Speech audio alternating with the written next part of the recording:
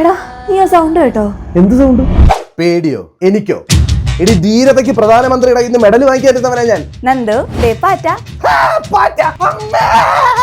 എനിക്ക് വേറെ ഡ്രസ് ഇല്ലാത്തോണ്ടല്ലേ? തൊള വീണ 2 ഷഡ്ഡി ആകെ 5 ടീഷർട്ടും ഉള്ള എന്നോട് നാട്ടിലുള്ള എല്ലാ തുണിക്കടയും ഷെൽഫിനകത്ത് കൊണ്ട് വെച്ചേക്കുന്ന നീ ഈ പറയുന്നത് തെണ്ടിത്തരല്ലടി പട്ടി പട്ടി പട്ടി. നീ ഇവിടെ പട്ടി. എന്നെ പട്ടിന്ന് വിളിക്കുന്നു. ഇതെന്തോന്ന്?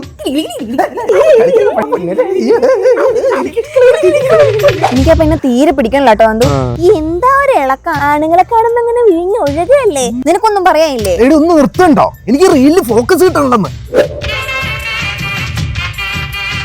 ഈ റീൽസ് ഒക്കെ എന്താണ്ടായേ? ഈ ഫോണൊക്കെ എന്താണ്ടായേ? ആള് പറ.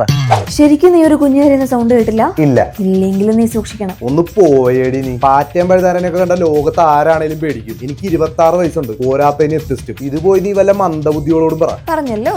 ആ യവനൊന്നും ഒരിക്കലും ശരിയാവൂല. പേടിക്കടാ എടാ പേടിക്കടാ. അപ്പൊ നിനക്ക് ശരിക്കും പ്രയത്നപ്പെടില്ല അല്ലേ? വെറുതെ മേക്കപ്പ് ഇട്ട് ടൈം കളഞ്ഞു.